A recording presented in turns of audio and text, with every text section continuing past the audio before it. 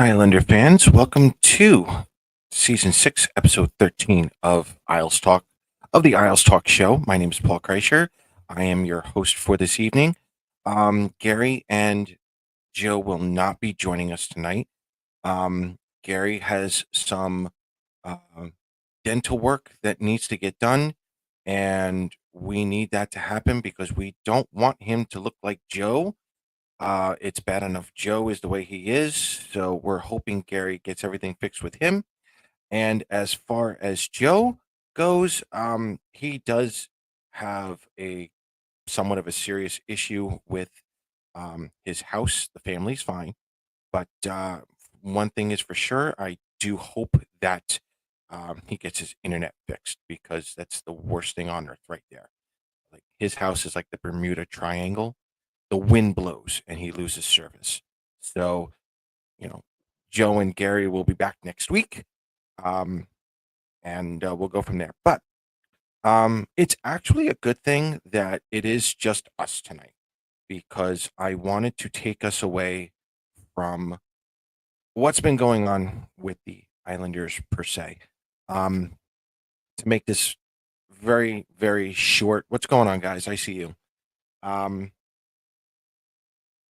the next 6 games are crucial for the Islanders. Whether you've checked out already, fair. If you haven't, they basically have to go 4-0-2 as a bare minimum. To say tomorrow's game is a must win is a complete understatement. I really don't want to delve into it yet. I think there probably will be more drama by the next time we have a show. But yeah, 4-0-2. After that, we'll go from there. There's really nothing more to say. Um, we're running out of talking about the same stuff over and over and over again.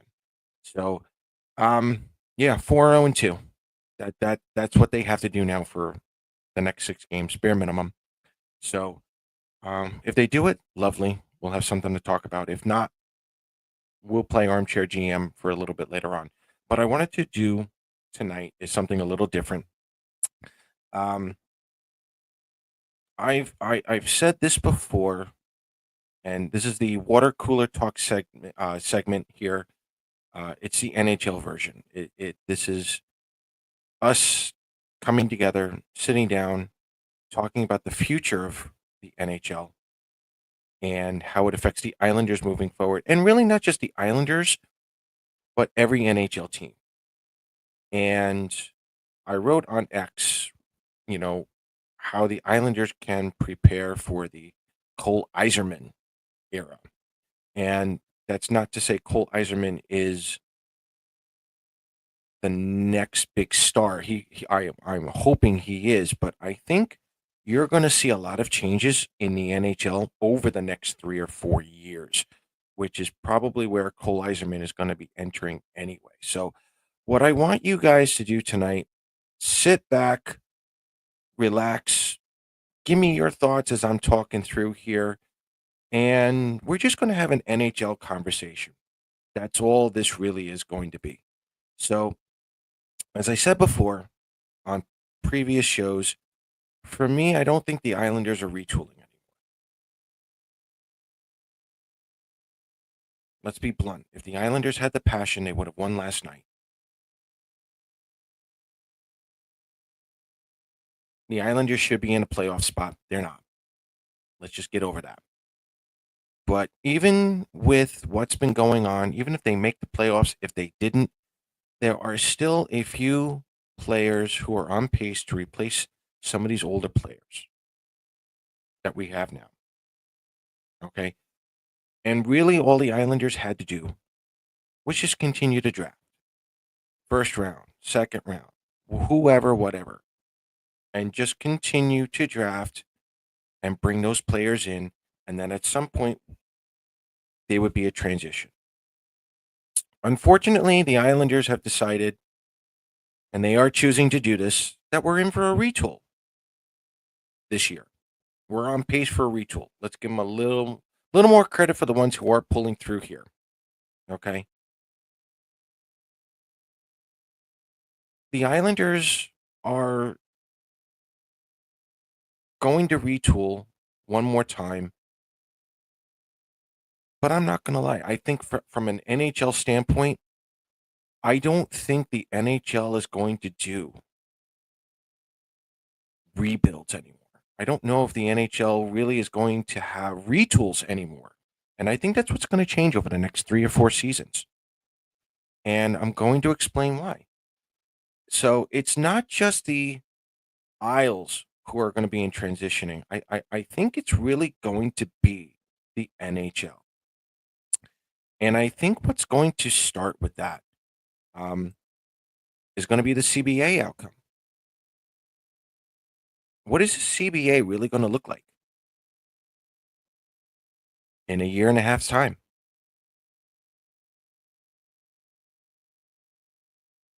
Okay, we're going to get into some of those topics tonight. First and foremost, we're all hoping, especially us older fans, we all hope that a CBA can get ratified and completed before the start of the 26-27 season. That would be lovely. The NHL cannot afford to lose any games at all. And the other reason why I wanted to bring up the CBA is because this is going to be the start of the changes. And for the Islanders specifically, and I part of me has alienated it's about the Stanley Cup. I've disagreed, and I know Joe has disagreed over the last couple of seasons that it really has been about the money with the Islanders.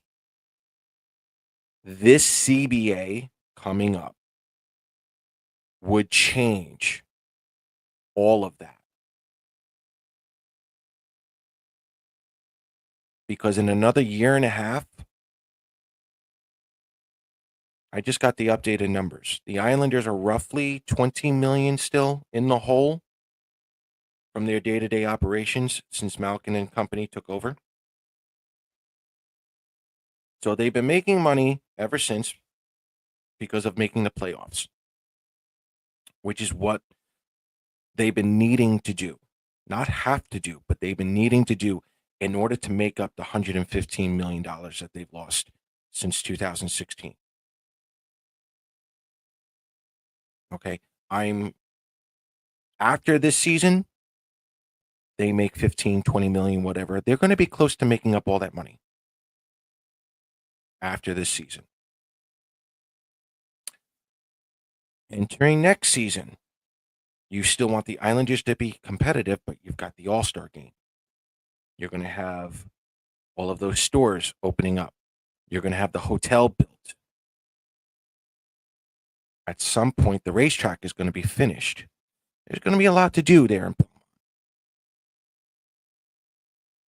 And let's face it, when was the last time we could all say, as Islander fans, we have a $2 billion organization?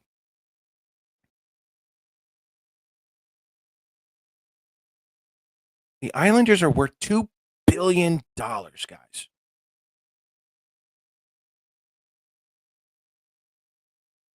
We've never really been able to say that.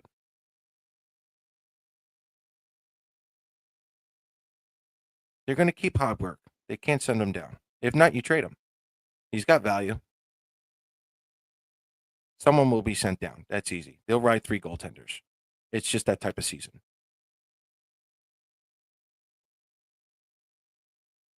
I mean, who cares at this point? It's almost a moot point. If the Islanders, okay, for those of you really worried about this season, they have to win the next. They have to go 4-0-2. If they don't go 4-2, that's it. Sorry. Like, it's just that simple. The Islanders have to win. Okay, getting back to the actual conversation now. Okay. The CBA has a chance to really make this more about the Stanley Cup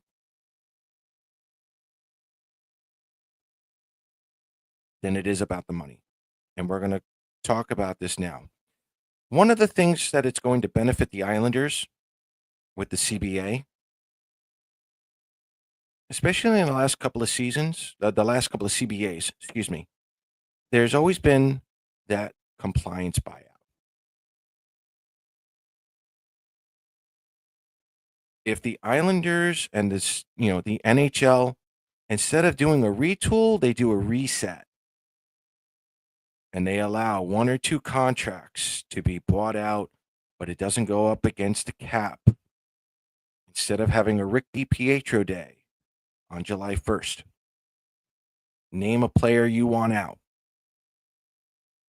That could probably happen.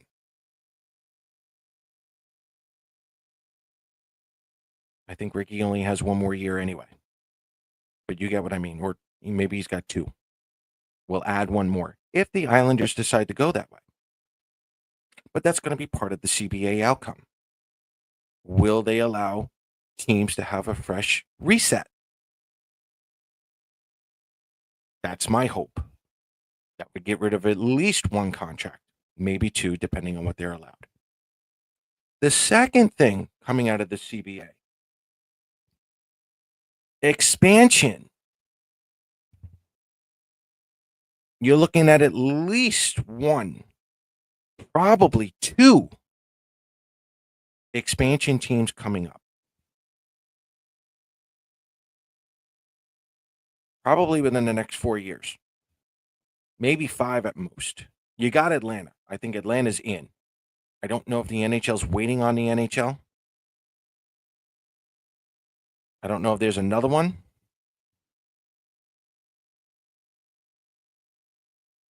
But you've got two expansion teams possibly coming. You're getting rid of at least one longer contract. Two, maybe.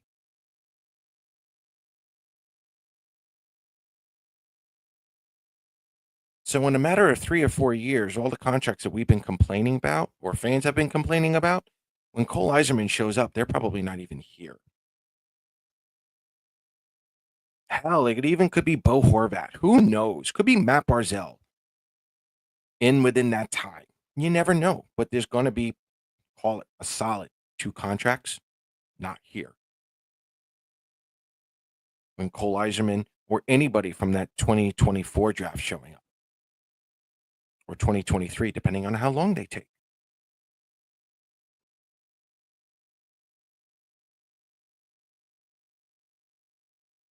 I think so. I think so. Houston would be a good one. Again, I don't know if they're waiting for Arizona to do something, but that's going to be Texas or Arizona, probably getting one of them because it's a tax bracket thing. Let's just be honest. We know that. Hockey's big in Texas, there's no doubt, but the players love that tax break and whatnot.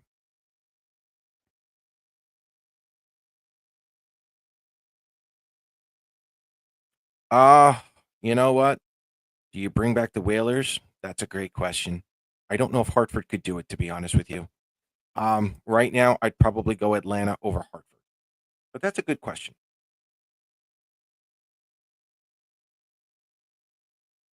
And Vinny, the hotel's got to be built by next season. They've got the All-Star game coming. That hotel's going up pretty quick. The Nordiques. That's another good one, though. But you got to put a corporation up in Quebec. That's again. That's an interesting one. But I don't think they get in there though.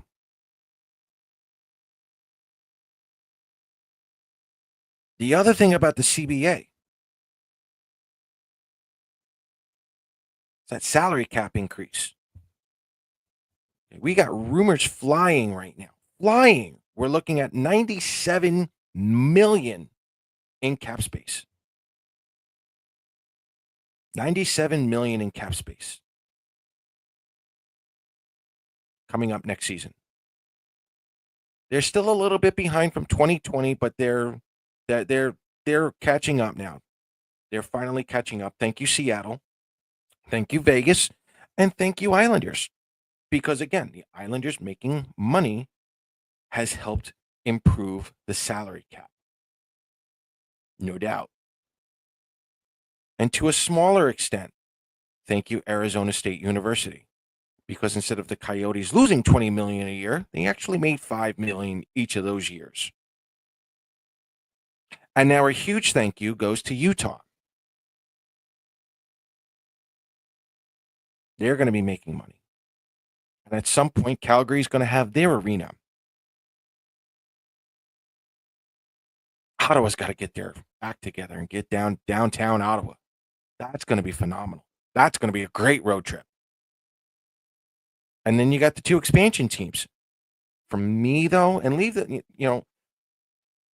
do we see 100 million in a cap space?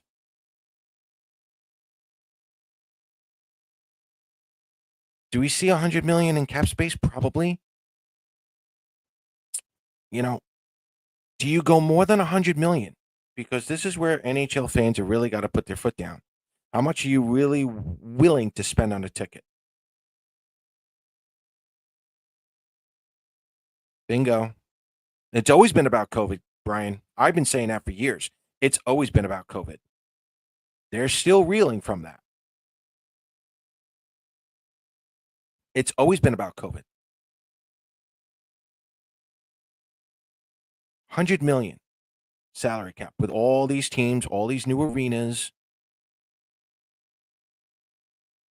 How much does the NHL go?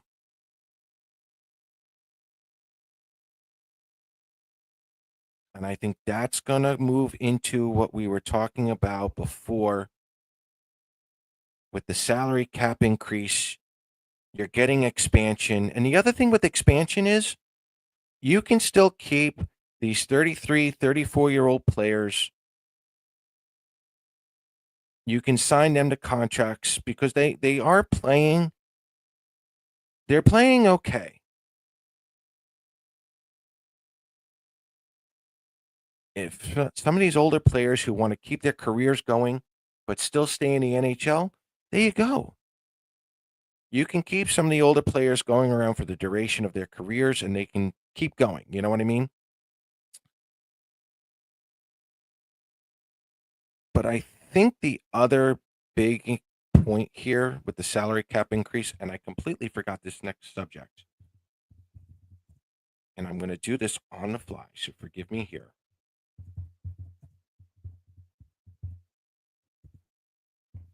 This next topic, college free agency. CHL players going to the NCAA. Folks, that's the big one. This is the big one for me. During the CBA, are they actually going to have 7 rounds? Or are they going to limit down to 5? Because now, is it really about the draft? Is it really about rebuilding?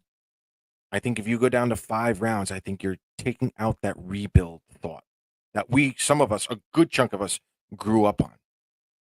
The Bill Torrey, Dave Poyle, even Stevie Y to a degree. Building through the draft. I honestly, guys, I think this is going to turn into more of a NBA. I think it's going to lean more towards free agency. But when these kids come out of college, I think they're going to be ready for bare minimum the American Hockey League, where they may only need 1 year, and they're ready for the NHL. And I think that's where it's going to be.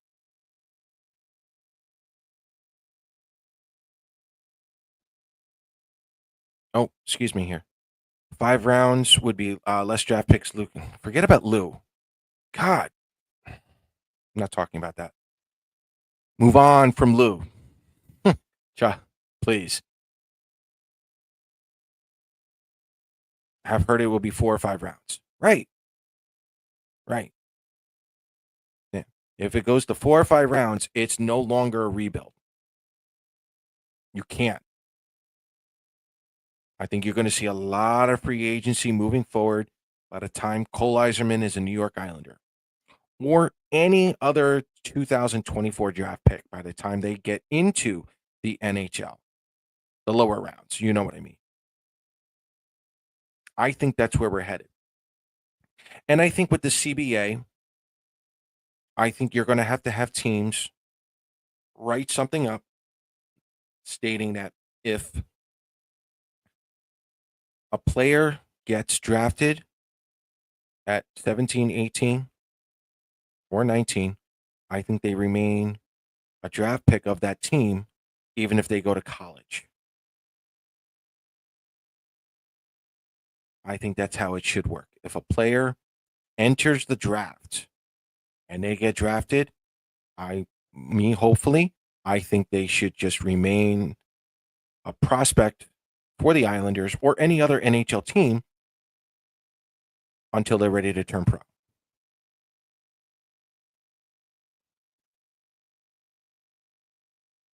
Thank you. Yeah, stop with little guys. It's almost over. Just relax. So even retools might be there, but I do think you're going to see more free agency. And this is really going to change the outlook of things. So we're bringing in maybe more younger, maybe better developed players. Free agency is going to range everywhere from, call it 23 to 33. And, you know, it's a longer range. Okay. But we've expanded now to, in this show, we've expanded to 34 teams. There's rumors going around that, hey, could be 36. God help us. Okay. When is it about the Stanley Cup? Because this sounds great for all the players. What about the fans? What about the ones that want the Stanley Cup? Well, I think for the college players or even the draft picks, you're getting your Connor Bedards, your Macklin Celebrinis, some of these younger players who have to spend years waiting to even get a sniff of a playoffs. I honestly feel that with free agency the way it's going to be, I think there's going to be expanded playoffs.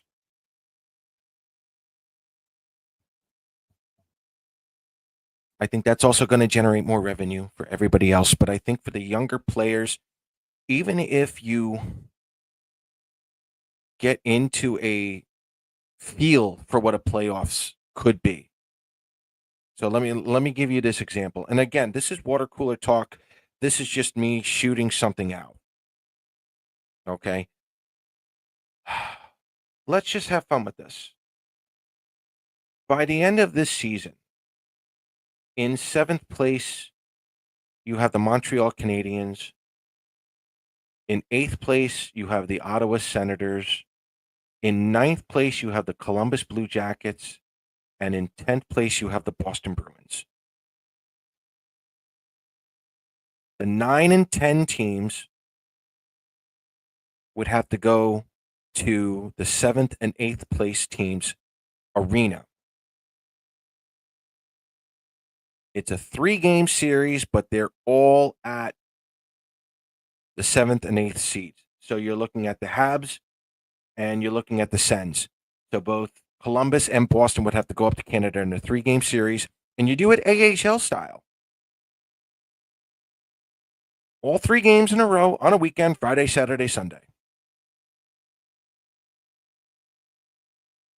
The winners battle your number one in whatever division, your other number one in the other division, say on a Tuesday or Wednesday. Probably Tuesday. You're rewarding teams who have made it to the playoffs at that 7th and 8th seed with home ice advantage. And you're giving your top seeds that little bit of a break to get themselves ready to go for the playoffs.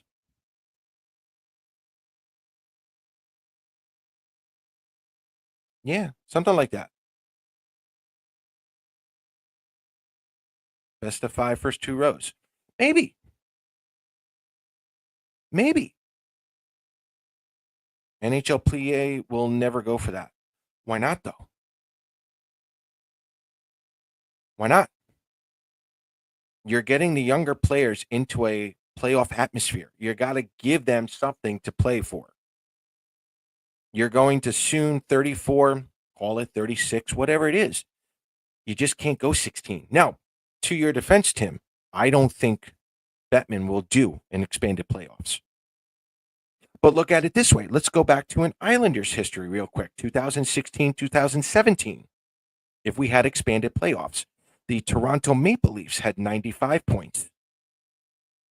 It was Tampa Bay and it was the Islanders with both 94 in 9th place and 10th place, respectfully. I don't know who the 7th place team was. I forget. But again, 8th place versus 9th place. It's the Maple Leafs, Austin Matthews' first year, against the Islanders. And that was the season where John Tavares was out. Brock Nelson went on a tear. Tampa Bay, the Islanders, and the Maple Leafs got red hot. And what did the Maple Leafs and Islanders get to do? They get to rekindle their reunion. It would have been a 15-year reunion, so to speak. We would have been playing highlights of that 2002 series all over again. There's drama to be made with that.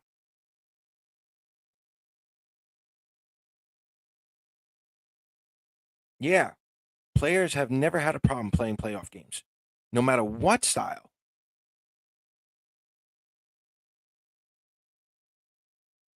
I'm all right with this. Losers bracket. All teams that don't make playoffs, winner gets first pick in draft. I don't mind that. That's an NIT version. I don't know if players would do that, but I don't mind that idea. More jobs, more games. I think we're going to 84 games. That's going to be the other thing with the CBA. That's going to be the other thing with the CBA. We're going to go to 84 games. What's the actual season going to end up be? You know what I mean? So that 2016 season, 16-17, excuse me, that would have been something for Islander fans. Hey, we're doing all this without John Tavares. There's a little bit of drama in there.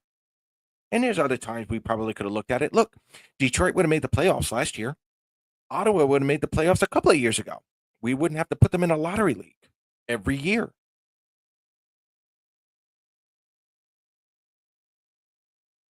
It's revenue for everybody. The home teams, there's more TV. The local TV stations get all of those revenues. You know, they'll cover those games as they should.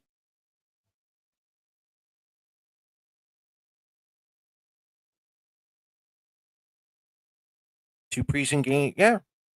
Yeah. Yeah. Why not? All hypothetical here. This is just a water cooler talk discussion. Um, you know, but honestly, this this sounds like it could work. And it sounds like something. What's up? What's going on, Stro? It sounds like something that could happen. And it's just one of those situations where the NHL is going to change. And I think for the Islanders moving forward, definitely not a rebuild. I don't I think the NHL is going to take out the rebuilds. I don't think they're going to have Chicago do what they're doing with Connor Bedard. I don't think they're going to make Connor McDavid wait that long to get him at least into the playoffs. I think rebuilds are going to be done and over with. Retooling, depending on the status of the team, maybe. But I think the CBA, I think the NHL moving forward, guys, I honestly think this is going to have to do more with free agency. I don't know if they're going to get rid of the loser point, Thomas. I still feel that these teams need to win in regulation. Um, again, with the major cities, people got to go home. If teams can't win in regulation, me personally, I got work in the morning. I don't want to stick around for another 10 minutes just try to watch someone score a goal. Sorry. I would rather stay home and watch. And if they don't score within the first 3 or 4 minutes, knowing it's like a 7-minute overtime, I'm turning off the game. I'll find out who wins tomorrow.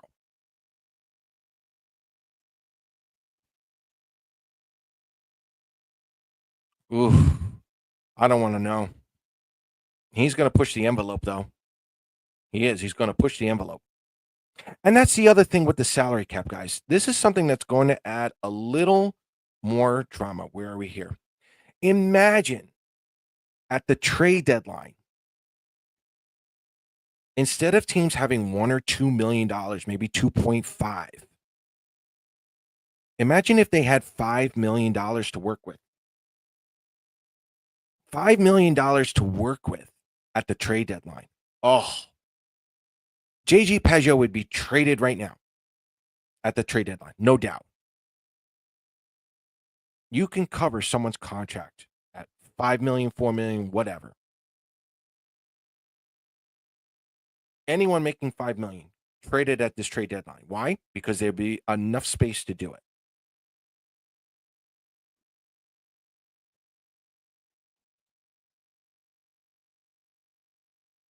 Best 8 teams make playoffs each conference rather than the current format. I like seeing, I'm kind of old school. I like this current format. And I guess that's because I'm from like, well, I don't know. We all played sports. The first step is to get into the playoffs. The next step is to win districts. After that, you get into states. You know what I mean? And then, national championship if you have something like that. I appreciate the fact that you have to get out of your own division. You have to beat teams that know you the best in order to get to that conference finals. That's my humble opinion. The 1-8-7-2, it's just like, are we really going to watch the first round? Because I'm not going to lie, if you have all of this expansion, I'm kind of nervous 7 through 10. I don't want to see sweeps. And I have a feeling that would happen more and more often. So I like the idea of battling, say, your cousins here, battling teams who really, really know you first. And once you get out of there, then you go after that other team from the conference. Because I'm not I like the fact that, the first round is always unpredictable. I love that feeling. Um, even the first 2 rounds, I try to take off as much as possible.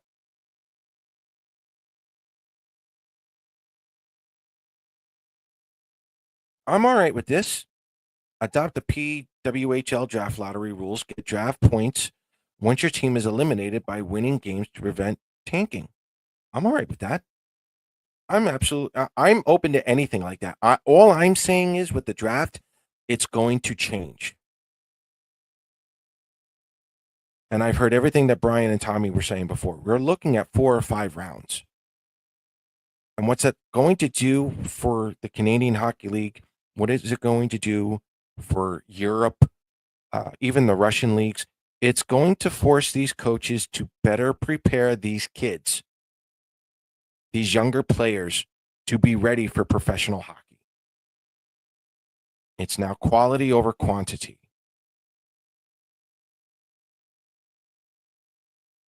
I'm actually in favor of it.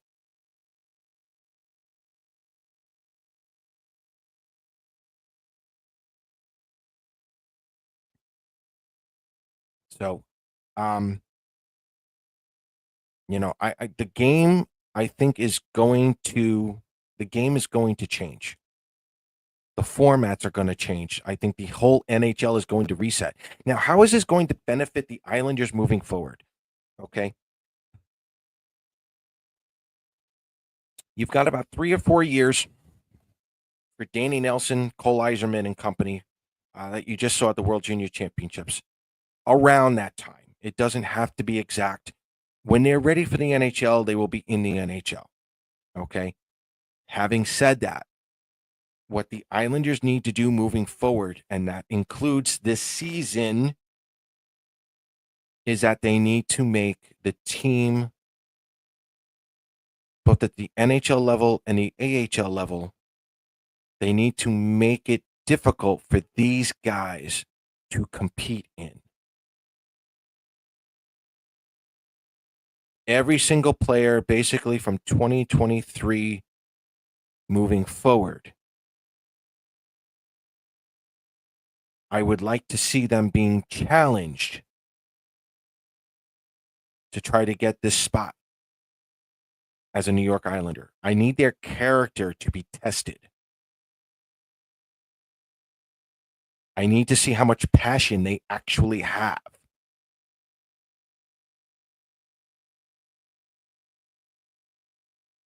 No doubt. No doubt. And you will have some scouts, Tommy, that will tell you that the U.S. Hockey League has taken a jump over the Quebec Major Junior, the Quebec Maritime Junior Hockey League. I want to see these players develop more character. I want to see them develop more passion. I want to see more emotion so that way Islander fans don't ever have to deal with what we're dealing with this year.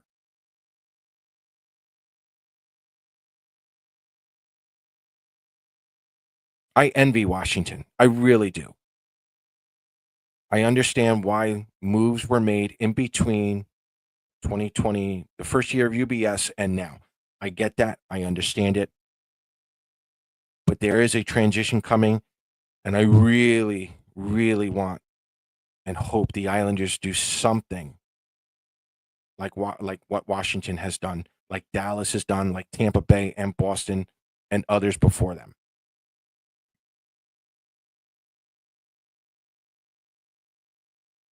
These are not your $200 million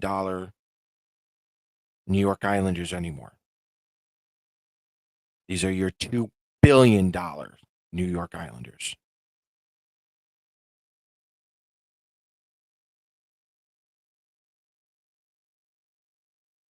The NHL is going to help the Islanders along with other teams in the NHL for a good reset in a year and a half.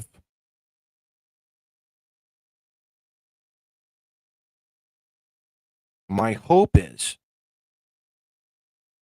that the Islanders can get themselves set up to where when Cole Eiserman and Danny Nelson and all the other prospects, when they show up on Long Island to UBS Arena, they will be ready to be a New York Islander.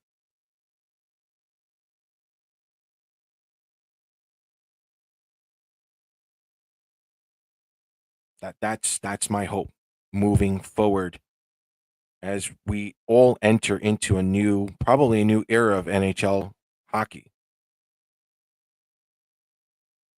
I hope the scouting improves when it comes to free agents, which hasn't really been bad. I hope that continues. And with the Islanders having the All-Star game next season and everything should be built, the Islanders will be on full-blown showcase. What they need to do is to develop the players that they get in both leagues, the NHL and the AHL. So that way draft picks after Cole Eiserman, after Danny Nelson, after Cameron Burke. When they know they are drafted by the Islanders, they know they're in for a rough ride. They know they are going to be battle tested before they even don that jersey on. Do I really think Lou can make the moves necessary for this year? Yes. Yes. The one thing Lou has always been good with, it's getting value back. Honestly, if he can get rid of any of those contracts for the long extended contracts, Craig, kudos.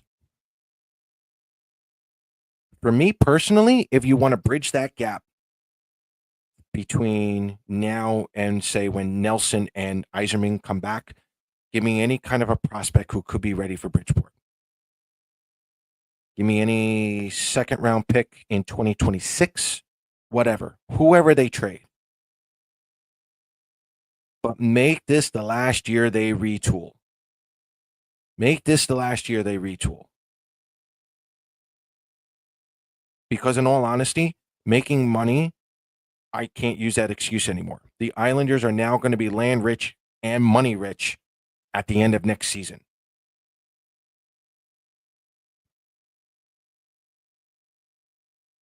I'm running out of excuses for this team.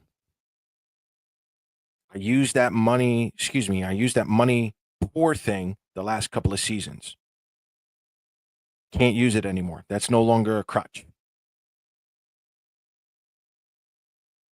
The NHL is going to help out the Islanders along with other teams to have a reset.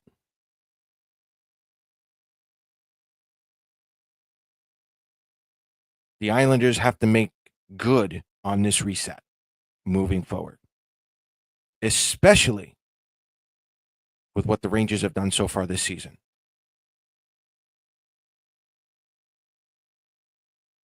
The Islanders are now a $2 billion team. They're going to be on full-blown showcase next season with that All-Star game.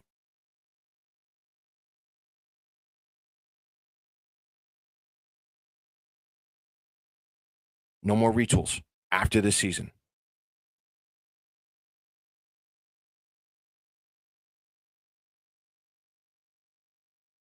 Yeah, they need to go shopping.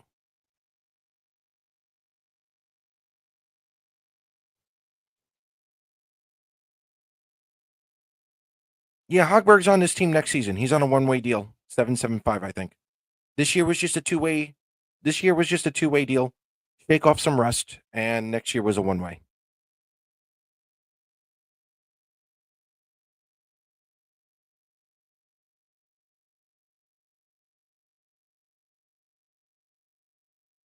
Yeah, Vinny, there's still $20 million in the hole, roughly, from the day-to-day operations. That goes all the way back to 2016. But again, as Brian said, they're still making up from the COVID. A lot of NHL teams were still making up from COVID. Playing those 2 seasons at Nassau Veterans Memorial Coliseum, great memories for us. That was quite the financial pinch for them. That's why making the playoffs the last few years was absolutely it was necessary for this team to do it.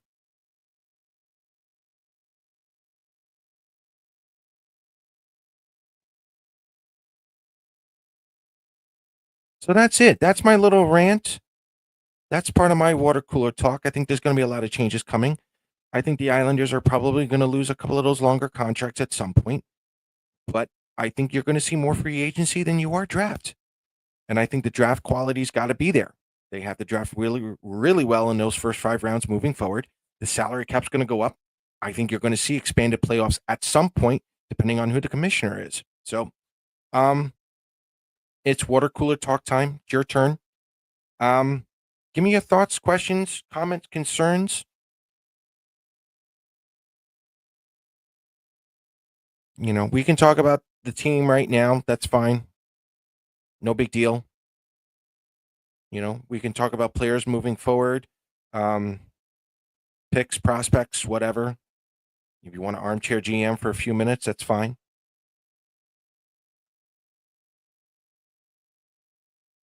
I hope the Islanders trade Nelson before the tournament. And what could the Islanders' return be? Depending on where he goes, there's a consensus right now among general managers that it makes most sense to trade before the Four Nations.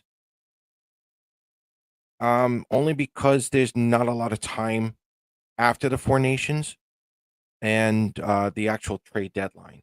So I don't know. Call it 2 weeks, 3 weeks time, Thomas, maybe.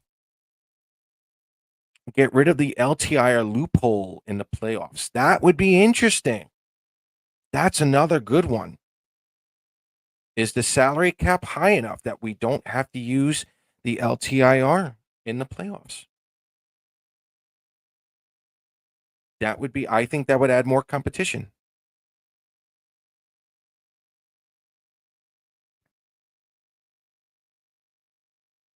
What are the most shocking thing you see Lou doing? Doing nothing. Doing nothing. quite honestly, doing nothing. If he sat there and did nothing, I would be absolutely shocked.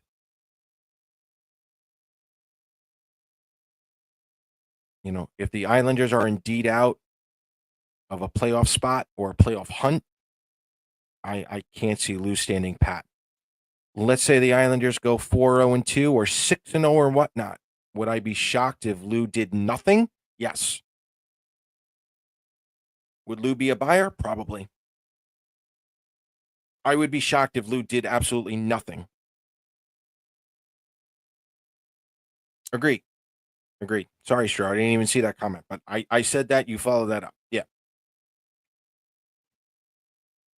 No trade clauses need to be banned. I will go one step further here. And let me know what you guys think of this. Head coaches have all become lame ducks. Agreed, right? What if we started giving coaches a 3-year no fire deal with options that they could, if they wanted to leave the team within the first 3 years, they could opt out. But we wouldn't fire the coach unless there was something like morally wrong or something else outside of the hockey realm.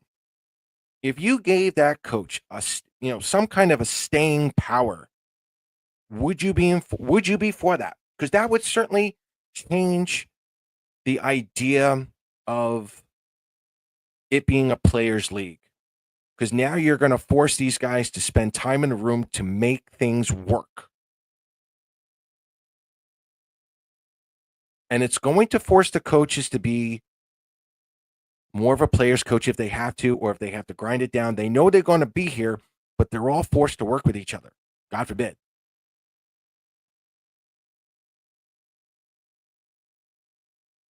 Can't have no fire deals. What do you mean? I mean, like I said, if the team's doing that horrible, the coach may not stay. If he doesn't like the environment, he has the option to leave. But if he signs, say, a 3-year deal, ownership won't fire him unless it's something absolutely drastic that he breaks rules or something else. Why not?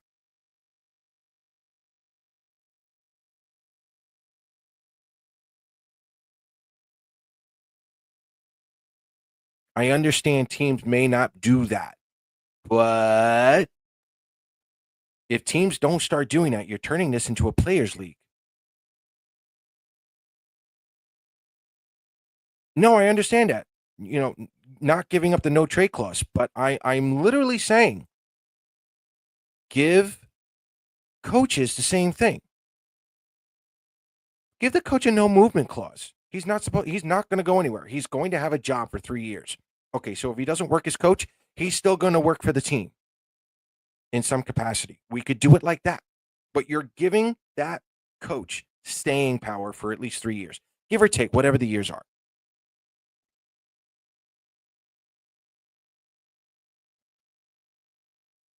I get that, but we're doing this show on the fly, Brian. I had no plans for this. This is why it's called water cooler talk.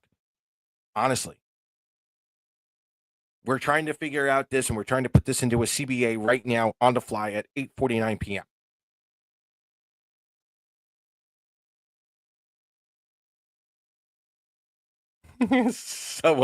someone wants that. We haven't seen that in a while, Deidre.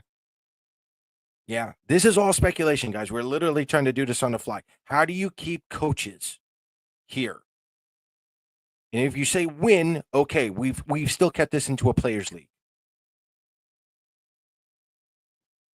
Sullivan, Cooper, who else? Tortorella to a degree.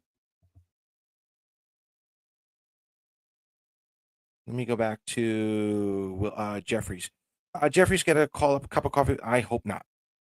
And it's very basic. This is why I don't want Jeffries up here. Specifically, Jeffries.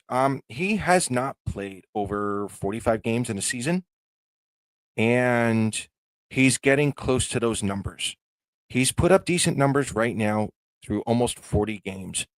I want to see how he plays through an actual professional grind. I want to see his numbers after 60, after 65. I think he gets close to 70. Physically, mentally, I want him tested. Um, maybe at the end of the season. Okay, sure.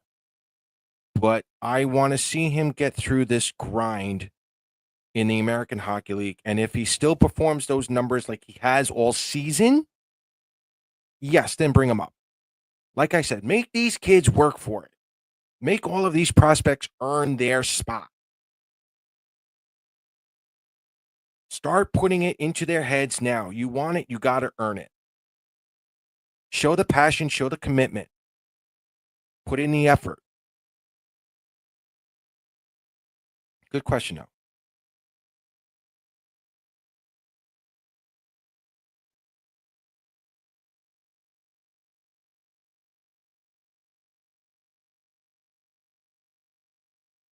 Oh, Lord. Here comes a venting.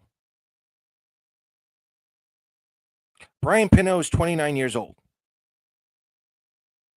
having a great season for Bridgeport. Yes, they all let them go. But here's the problem with Bridgeport. And if you want, well, we can talk about this next week. Okay, here's the problem with Bridgeport. And this is not on Chris Lamorello. And to a certain degree, it's not really on Lou either. Okay. Matt Barzell didn't spend any time in Bridgeport. Anthony Beauvillier didn't spend any time in Bridgeport. Noah Dobson did not spend any time in Bridgeport. We didn't have a 2017 first round pick. Oliver Wahlstrom didn't spend enough time. Kiefer Bellows didn't spend enough time. 2020, empty. 2021, empty. 2022, empty. 2023, empty. You haven't had first round picks spend enough time in Bridgeport to A, not only grow their game, or B, have any kind of an attraction for fans to come to. It's just the way it is. That's exactly what happened. You haven't had first round picks spending any time in Bridgeport. At least not enough time, necessity wise, to get their games going. I don't care how fast you are. You got to have some kind of a two-way game.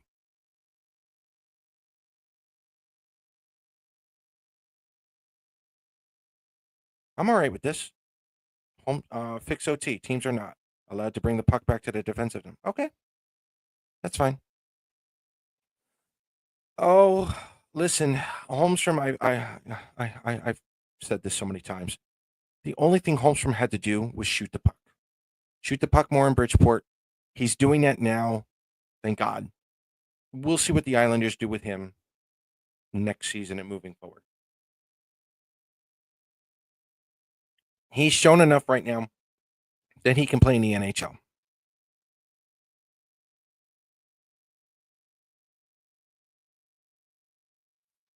Um, yeah, see, I'm on the fence with this. If you're going to win it in OT, how long is OT? If you're going to make OT 10 minutes, start the games at 7, 6:30. You know, there's got to be some kind of a balance. I'm still, get me regulation. Just win in regulation. You win in regulation, boys and girls, you're going to move up in the standings. Plain and simple.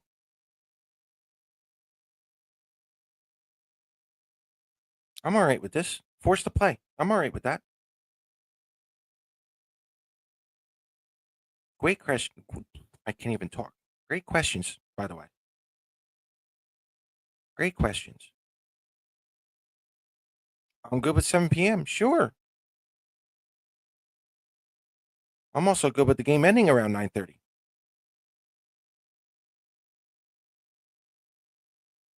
We still got to have standards here. Win in regulation. Yeah, believe it or not, Matthew, the standings really don't change too much. You know what I mean? You're still going to have to play by the percentages for the first 60, 65 games anyway. And then it's a race to the finish. So I get it. But again, if you're going to have those 3 points for regulations, you got to have, and again, this is a healthy conversation. You got to have the expanded playoffs. You're going to have the expanded playoffs anyway. What are my feelings if Barzell wasn't on the team? That's such a great question. Um, what is his role on this team? Is he going to be the face of this franchise moving forward? Is he going to be the first line center on this team moving forward? Having said that, if the Islanders miss the playoffs, who's going to be the head coach? Who's going to be the general manager? What are the Islanders going to do? There are a lot more questions that need to be answered if the Islanders don't make the playoffs.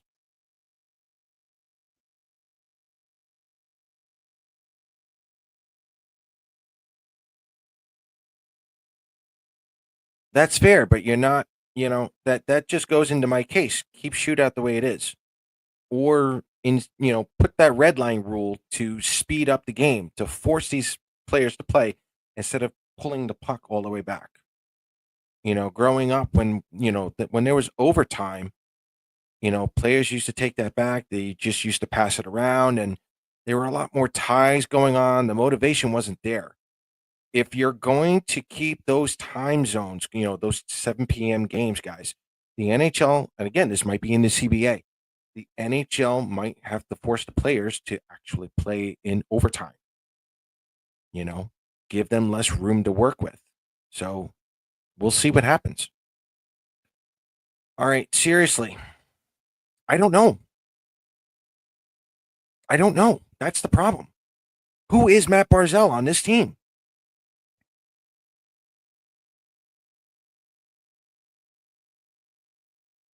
Is he putting up points? Sure. Is he a leader? Maybe.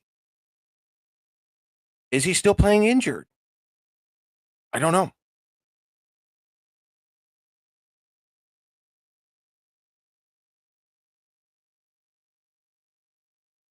If he doesn't play first line center, does he want to be traded? I don't know.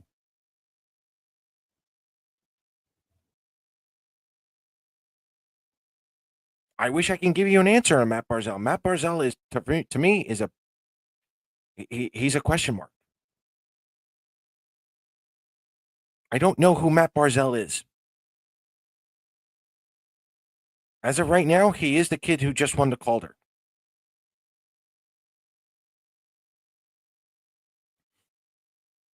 That's who he is to me right now.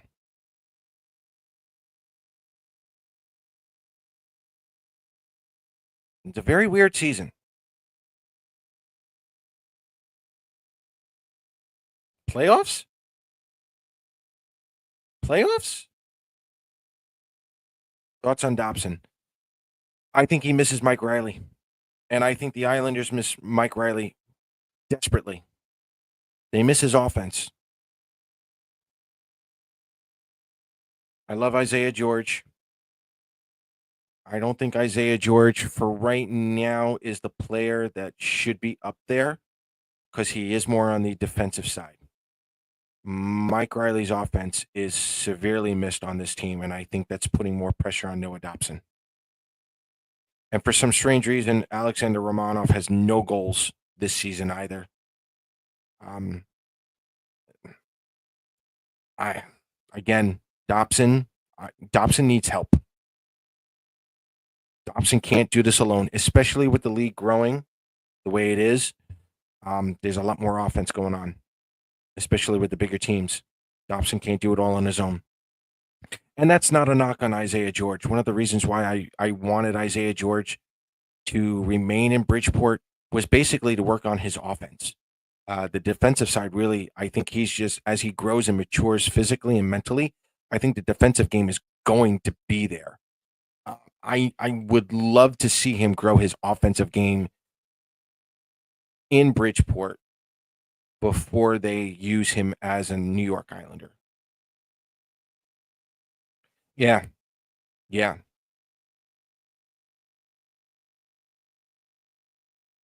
Thank you. Yeah, but it's also the truth. I really don't know with Barzell. I don't know who he is. I don't know if we know who he is. Dobson's contract. Dobson's still weak defensively, especially in front of his net. Agreed. Agreed. But I don't know. And again, I've had this conversation off topic with a couple of other Islander fans. I don't know if it's Dobson himself or if he's a product of the queue. There's not a lot of fighting going on. There's not a lot of battle. I don't want to say this to you guys, but the battle level in the queue is not there. It's a lot more stick work. So I don't know if it's Dobson per se or if he's just a product of the queue. And in all honesty, guys, if you watch other games in the NHL, a lot of teams are doing that now. A lot of teams are doing what Dobson is doing. For me, the defense these days really it's starting to turn out to be like the 1990s Western Conference.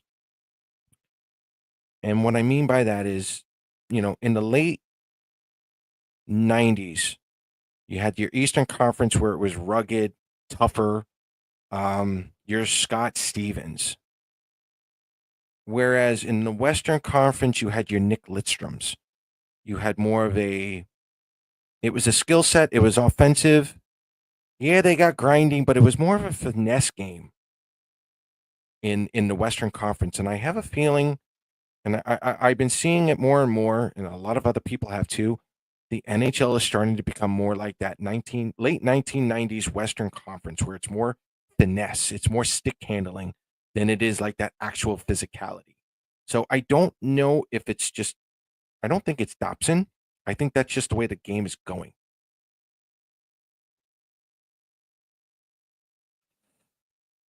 I agree with that. I don't think he's playing up to his talent, but I got to give Barzell a little leniency here. I don't know if he's playing injured. We don't know if he's playing injured. I don't know if he's still shaking off the rust.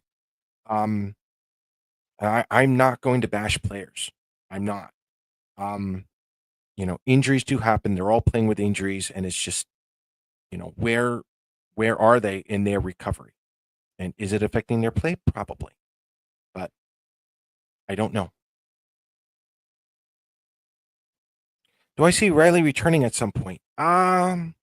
He's got to be 100% healthy. That's it for me. Every Islander player's health is more important at the moment. Good question on Odelius. We do. Odelius, for me, he's starting to show signs in the second half of the season. He's starting to put the puck in play a little bit more. Again, he's very much like Isaiah George. His defensive game is going to improve during each offseason as he physically and mentally matures. It's his offensive game. If he can get a little bit more of an offensive game going, I have a little higher hopes for Odelius. He's going to take a little more time. He also had injuries the last couple of seasons, but overall, I'm starting to see signs from him this second half of the season. I'm starting to hear his name more. I'm starting to see his play a little bit better. So give him, if you're really going to scout him, let him get through this season. Let him have a good off-season training. And then let's really, I think it might be safe to say we can dissect him or analyze him a little bit more come next season. And that's a lot with a lot of them. Marshall Warren, Alex Jeffries, all those rookies, let them just play this year. Get them through this year, see how their off-season routines are, their off-season workouts and their trainings. And then we can probably be a little more critical of them entering next season, depending on what the coaches have them learning next year.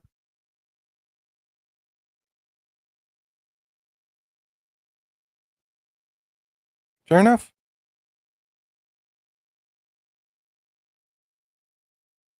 Dobson had his career year, and I'll stick with that. Okay.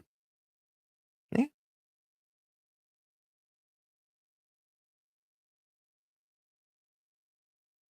Bring back Taze. There we go. I love that one. Look, in all honesty, this goes back to the CBA before. This goes back to COVID. If I'm not mistaken, the salary cap back in 2019 or 2020 was supposed to be around 95 million, guys. If COVID doesn't happen from a financial standpoint, I'm pretty sure Devon Taze is still an Islander. Just from a financial standpoint.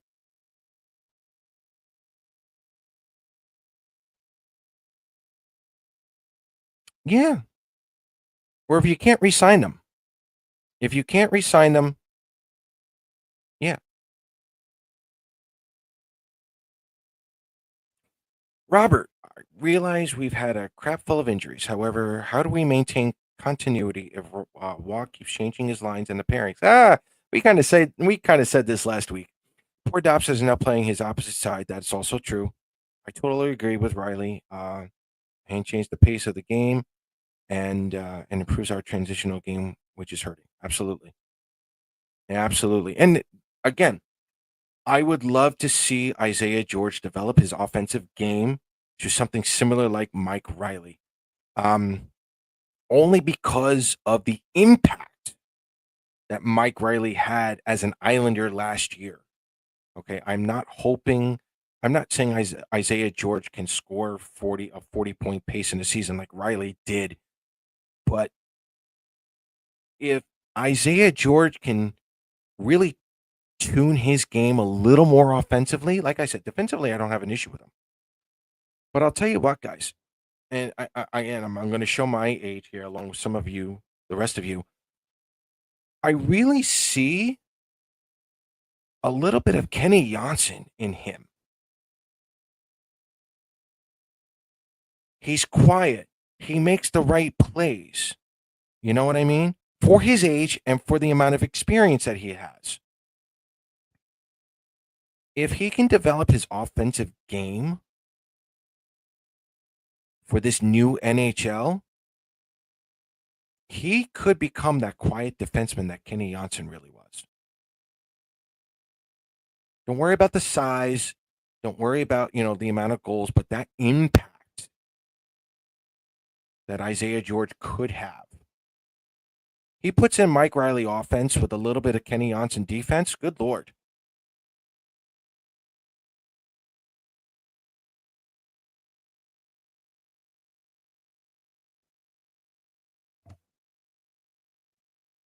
That would be it for me. But again, I don't know if he can do that in the NHL. I'd rather throw him 25 minutes in Bridgeport for him to get that offensive tune going because it is more about his development than it is wins, but winning does help.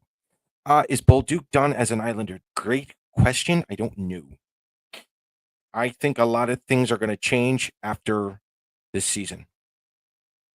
If the Islanders don't make the playoffs, there's a lot of changes going on, and I think we're all just going to sit down, eat popcorn, have our favorite drinks, and just watch this show. The Islanders, I mean, not just this show, but yeah, I don't know. Any truth? Good evening, David. Any truth to Toronto considering Scott Mayfield? God love Toronto. Let's make a deal. Why not? And to Mayfield's credit, he hasn't played bad, but he also hasn't had like a defensive partner, a regular defensive partner all season long. Neither is Pullock. Okay, I don't think it's all on Scott Mayfield either. But again, if Toronto is calling about Scott Mayfield, let's make a deal. I don't think Lou can say no to any phone calls. Okay. Every general manager talks to each other all the time. We all know this. It at least have Lou do his due diligence, which he is going to do. Let's not, you know, beat around the bush here. Lou will do his due diligence here. So if Toronto is considering Scott Mayfield, I'm sure they'll talk about it.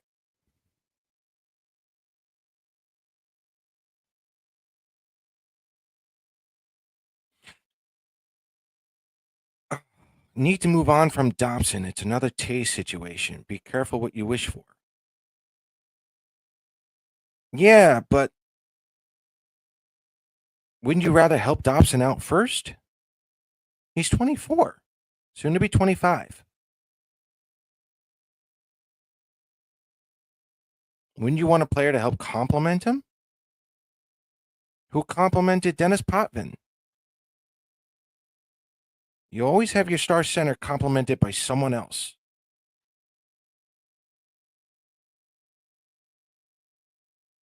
Will Mike Riley be re-signed? I believe he signed a 1 year. He did sign a 1 year contract. I don't know if he'll be re-signed again. As we stated on the show last week, if the Islanders don't make the playoffs, no one knows. No one knows.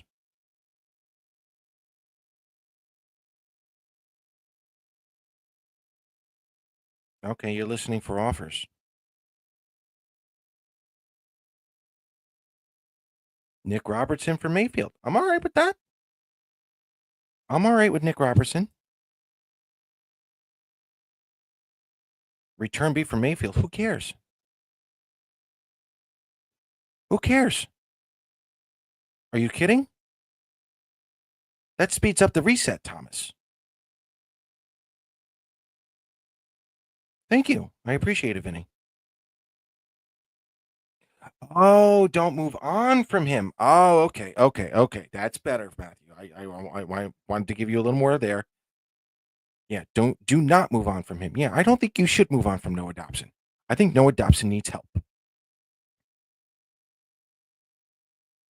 But at the same time, there isn't a lot of defensemen scoring points on this team other than Dobson. Um, I love Ryan Pollock. You guys know that he's somewhere back there. Okay. Um, I would love for him to pull out his inner Shea Weber on the offense. A little more of that Shea Weber. Just do it a little more often.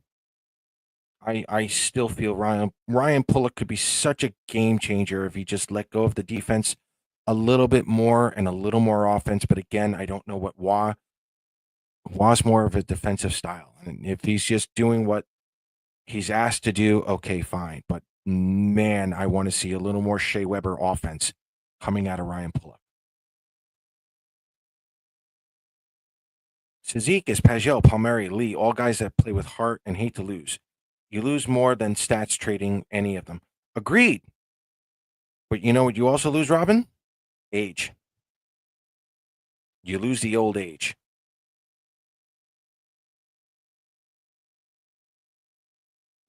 Lee, in my honest opinion, maybe Pajot, because I don't know who your third line center would be. Lee's the only one I think you could keep at this point. And like I said before, not only do we owe Lee an apology, I think our form of an apology should be donating to the Jam Cancer Foundation as an apology to Anders Lee this year. I don't want to trade Dobson, to be per, per, perfectly honest with you. Is part of George's development is gaining muscle in the offseason and being more physical? Absolutely. That's with every prospect. It's too bad Dobson doesn't have that physicality in his repertoire. Again, I don't know if he's just a product of the Q. I see a lot of that, believe it or not, and that just seems to be a growing trend. Um, but no, not just with George. It's with every prospect. You want to see when it comes to prospects coming into the American League, you want to see them get through that first grinding professional season. Okay, college players only play about 30 to 45 games, depending on how well they do in the Frozen Four, if they go deep, so on and so forth. Canadian Hockey League teams, they play closer to 60, 70 games, but they're not traveling as much. Okay. For Isaiah George and any other prospect, you just want to see them get through the first season of their professional careers. Okay. After that, then there's that development in the offseason. Because now they understand what it takes to get them through a season so that way they're both physically and mentally prepared for that upcoming season. Now they know what they're getting themselves into. So it's not just Isaiah George, it's every prospect on every NHL team. That offseason is always important.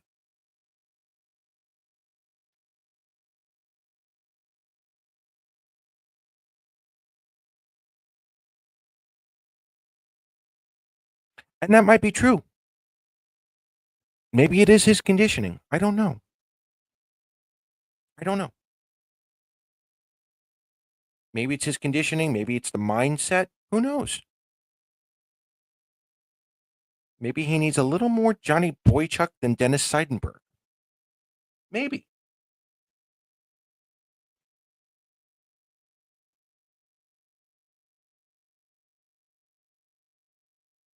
Yes, but Tays has Kale McCarr. Okay, and forget about the amount of points that Kale McCarr puts on. There's chemistry between the two of them. Okay. Is Romanoff the right defenseman for Dobson? If he's not, the Islanders need to find the right chemistry defenseman, the right defenseman to have chemistry with Dobson, and you go from there.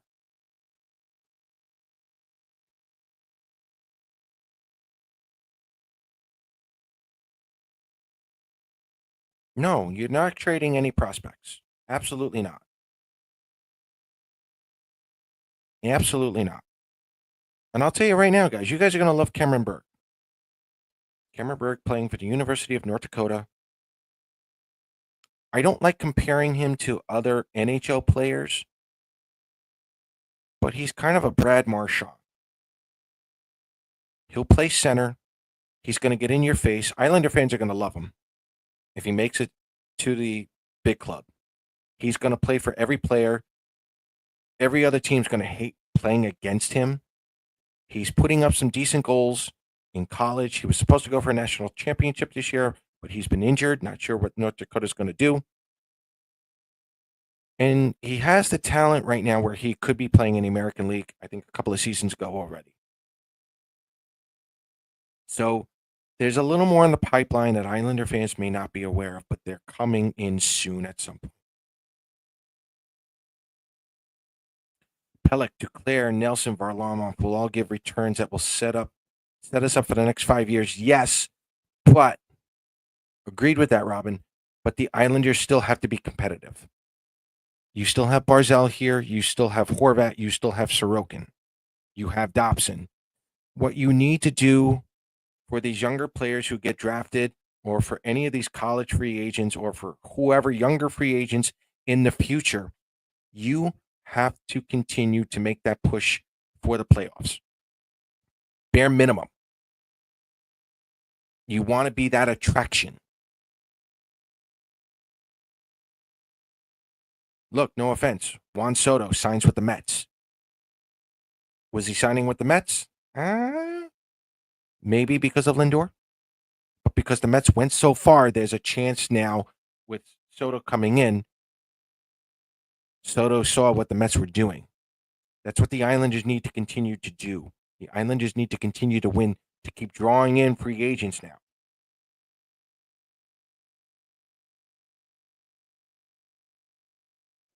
This is what the Islanders need to do moving forward. You know what? Listen, for those of you who are regular followers on the show, there were two teams I did not want Boston. I did not want Wallstrom going to. Number one was Boston. Number two was Tampa. I am not concerned with what Oliver Wallstrom does this year. What I am concerned with is what Boston will do with him if they decide to re-sign him. Because he'll probably clear waivers. He'll get whatever he needs to do development-wise down in Providence, because Providence is known for developing some players. And when Oliver Wallstrom comes back, he'll be able to play as a Boston Bruin. That's what bothers me. The Boston Bruins are good at, I don't want to say fixing players, but they're good at developing professional players to get them at a certain level. This year means nothing to me. And if Wallstrom doesn't re-sign with Boston, okay, then he's in trouble. But Wallstrom's playing games. That's the kicker. He's playing games. It's not about this year. If Boston wants to take care of his future, that's what's going to worry me.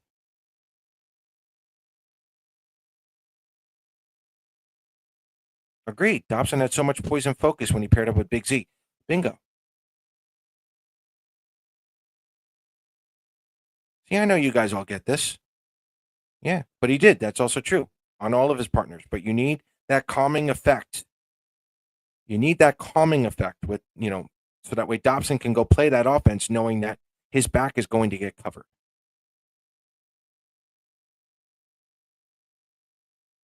Isles will have more control over what they get for Pelly in the summer. His full no trade clause changes. Okay. But again, with no trade clauses, with no movement clauses, it really just gives the player the option of where they want to go. It's more or less protection.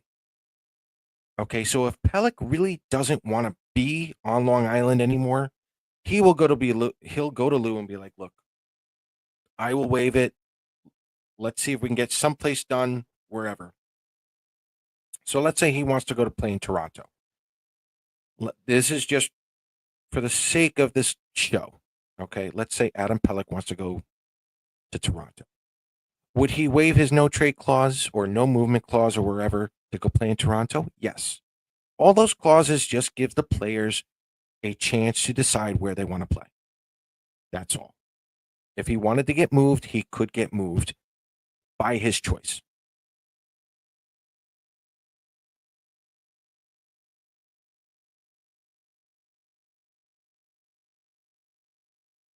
Yeah, I think they're still there. I do. Yeah, he definitely has family there. But again, I'm more concerned with what Boston will do with Wallstrom. So, this franchise was in a black hole when JT signed in Toronto. Facts. What did Lou do? He saved this franchise. I can't overstate that. He saved this franchise. He signed Trotz and Leonard, and we had a 100-point season. We got a little luck and spoiled. He did more than that, Robin.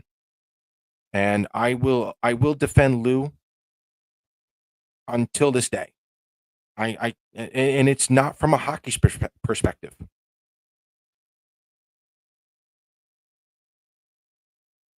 COVID wrecked the Islanders. When the Islanders entered UBS Arena, they were $115 million in day-to-day operations in the hole.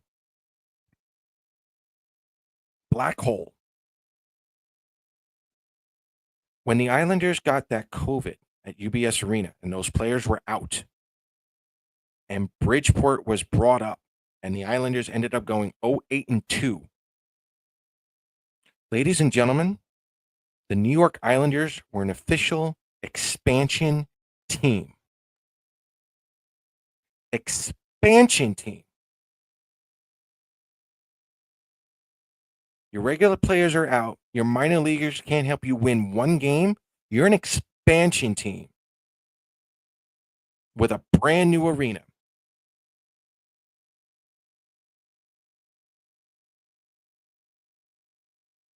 And you're $115 million in the hole. So you're land rich, money poor.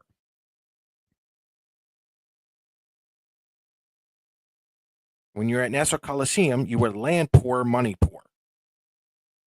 The Islanders had to make the playoffs each year to get out of that black hole, Robin. Did Lou want to trade all those first round picks? Probably not. Did he have to? Yes. In order to keep the Islanders somewhat relevant, all those blah seasons has led to these moments. Going to those COVID Cups were the greatest forms of advertisement for this franchise. And as I said before in previous shows, and especially in this one, the Islanders are only about $20 million left in the hole, give or take. Lou has absolutely, from a business standpoint, even from a hockey standpoint, he has saved the Islanders. And I'll go on any other show to defend him. The man has literally been handcuffed since he showed up here. Handcuffed. Some of it not even by his own work. This is what happened. I can't emphasize that to you guys. And I'm one of the only few who can tell you that this franchise was an expansion team after that first season at UBS Arena. The Islanders had nothing in the prospect pool. No other players to help them out. Lou has kept this organization relevant, and it's because of him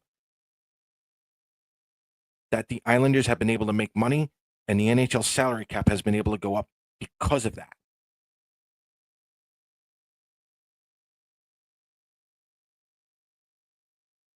Agreed. If Adam Pelech wants to stay, he can veto. Decreases by half in July. Absolutely correct. $115 million in a hole. How are you going to make that up?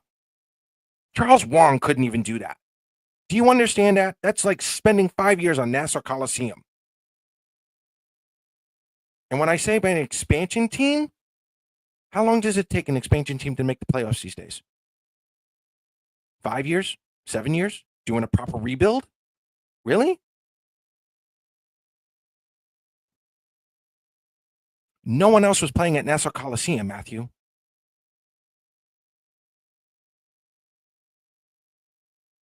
Hello? $75 million lost playing at Nassau Coliseums those 2 seasons. That excuse is not old because they didn't fill it yet. They didn't fill that hole.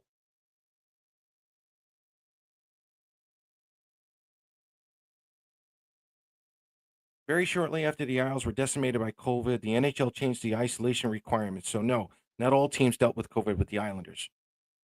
That's also true.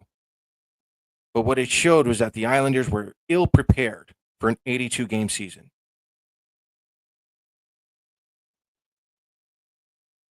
Vegas went to the Cup the first year with a phenomenal expansion draft.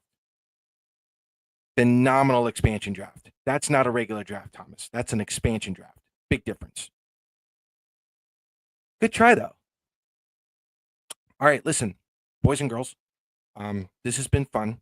I love these conversations. I love you guys. But I got to be at work at like 5 o'clock in the morning, and I didn't realize that until I just got this message.